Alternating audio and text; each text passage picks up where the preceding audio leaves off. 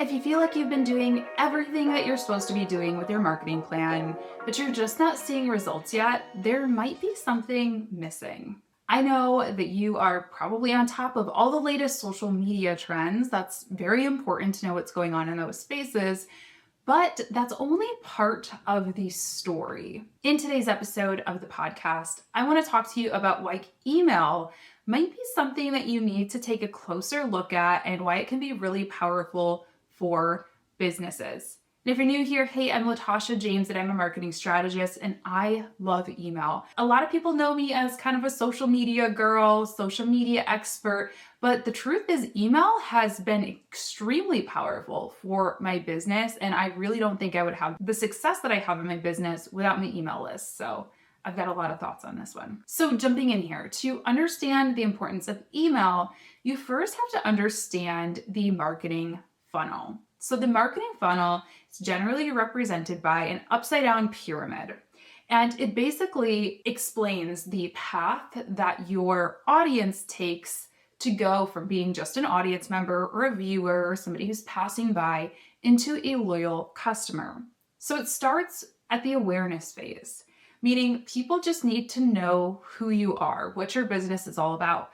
This is where social media can be extremely powerful. We see platforms like TikTok in particular right now that is just getting just a wild amount of views for people, even if they're brand new. Same thing for YouTube Shorts, Instagram Reels. Those are those really viral, newbie friendly platforms that can really capture an audience's attention. But this can be true for SEO driven platforms as well, like YouTube or a blog. If people type in a search term and your blog posts or your YouTube videos continue to pop up, well, over time, that viewer is going to turn into a subscriber or, a fan or a regular reader or viewer. The next phase in the marketing funnel is engagement. So again, this is where you may choose to use call to actions like, hey, comment on this blog post, or, like my TikTok, follow my TikTok. This is the point where your audience starts to want to take action, wants to, have conversations. They start maybe asking questions about your service or product. Oh, hey, you said that you were a marketing agency. Tell me more about what you have to offer, right? So these are engagements and they're very valuable because people need to form relationships with your business before they're ready to commit to you and sign a contract with you or purchase something, especially if it's for a large amount of money. Then after some time of having conversations with you, of learning more about your product, then they're probably going to move into the conversion phase of the funnel where they actually take out their wallets and pay money for a product or service and officially become a customer. Now, here's the thing. You can, of course, take your audience through the sales funnel using social media. It happens all the time. However, email can also be a really powerful way to kind of accelerate the sales process, and here's why. Well, once you find people, you use that social media platform to attract your ideal clients. From that point on, the engagement piece can be a little bit hard sometimes because we're really at the mercy of algorithms. We have to make sure that our content is in the right format that the social platform wants at that moment, which, let's be honest, it changes all the time and can be hard for even marketing experts to really keep up with and know exactly what these platforms want. We also need to make sure that our audience is logging into these different social platforms and paying attention. I mean, I don't know about you, but I follow about 900 accounts on Instagram. So there's no way that I am seeing every single thing that every single person I follow or business I follow is actually posting. And of course, we need to do that enough times to get to the point where our audience trusts us and is really interested in moving into that conversion phase. I don't know if you've ever heard of the marketing rule of 7, but it's this theory that basically says that your average person, your average customer needs to see a marketing message about 7 times before taking action on it. And in my experience working with clients and selling things for my own business, I would say that absolutely sounds correct. People need repeat messages, meaning they need time and they need that kind of nurturing to get them through to the finish line to actually want to purchase. So why is email a better platform to share those repeat messages? Well, I already mentioned the algorithm.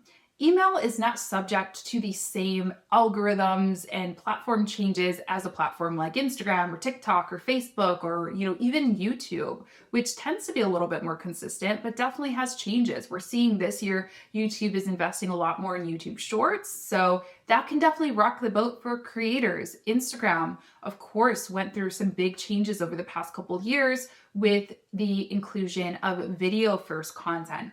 TikTok is a very new platform. So again, a lot of us are learning it on the job and figuring things out as we go. Email has really stayed the same for ever, more or less. Of course, we occasionally run into changes, but it more or less is this direct line of communication.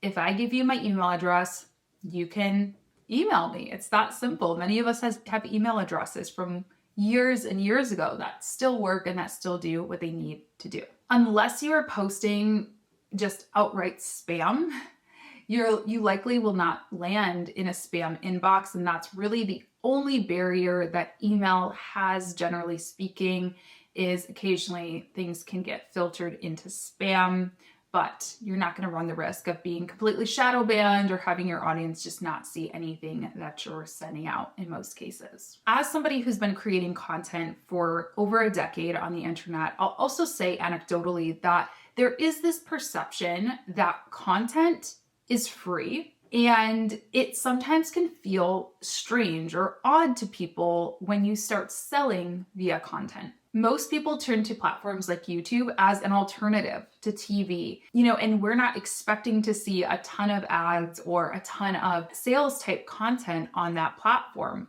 So using email as a bridge of saying, hey, here's this great piece of free content, download this free piece of content, an additional free piece of content, which is going to help them convert over to an email list. And then you can start selling in a way that I think is a little bit more natural. It feels a little bit more typical to be sold to via email versus sold to via YouTube, or especially a platform like TikTok, which is so young and trendy and fresh, and it is supposed to feel really organic and natural. It wouldn't feel right if I got on there and said, hey, buy my stuff, buy my stuff, buy my stuff. So how do you get started with email? Well, the first thing you need to do is just set up an email list. This is really easy nowadays. There are tons of platforms out there like MailChimp, like MailerLite, like Flowdesk, which is the one that I use. And it's very easy to create an account, make sure that you read through the terms and conditions of those websites, and familiarize yourself with email etiquette and legislation. A quick primer is don't email anyone who hasn't consented to be emailed by you, meaning don't just go through a conference list or your LinkedIn feed and start typing in manually all of the emails of people that you know. You need to actually have them opt into your email list. And you also need to make sure that you have an unsubscribe link at the bottom of all of your emails in case somebody decides they'd like to take a break. No hard feelings. So set up that email list using one of those platforms. Next thing that you'll want to do is create some type of an opt-in or lead magnet. That's what we call it. It's basically just a fancy term for a free gift or something that's going to incentivize people to want to sign up for that email list. Most people aren't just going to be like, yeah, I want to sign up for your email list that I know is going to lead to marketing and sales opportunities for you down the road. You want to give people a really good reason why they want to be on there. So maybe that's a weekly or monthly newsletter that features all of the hottest topics and trends that are going on in your industry. If you have the resources, the time to do that, go for it. People really look forward to well-crafted, well thought out email newsletters. You can look at someone like Morning Brew, who does a fantastic job of this, but there are tons of other creators. I know that's something that I've really been investing in, is making my weekly email newsletter almost like a blog post, like a big celebration, like a community, not just like a marketing salesy tool. But you may not have the bandwidth to write a weekly newsletter, and I totally understand that.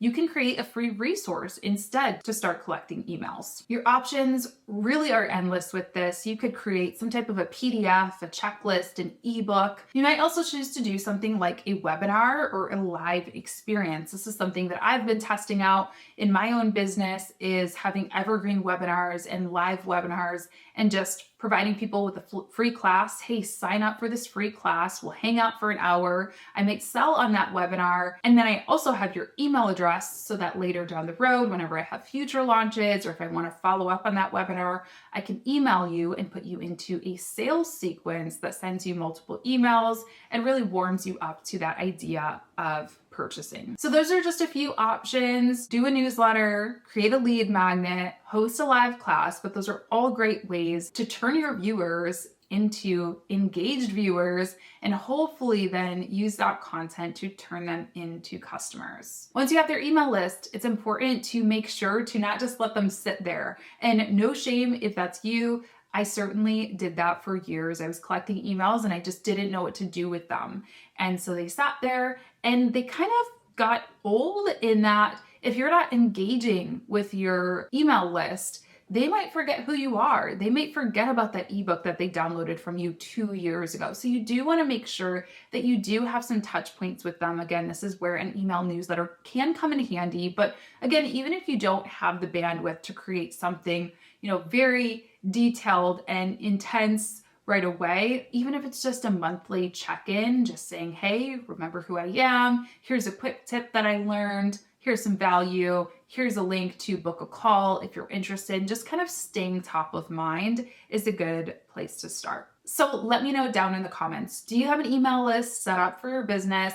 I don't want all of that social engagement, social traffic, social following to go to waste. So if you haven't yet set up an email list, I definitely recommend that you do. Let me know what your plans are in the comments, and please make sure to let us know if this was helpful, if you enjoyed, by subscribing or leaving a like on the video. You can also subscribe to us over on Spotify, and we'll see you in the next one. Bye-bye.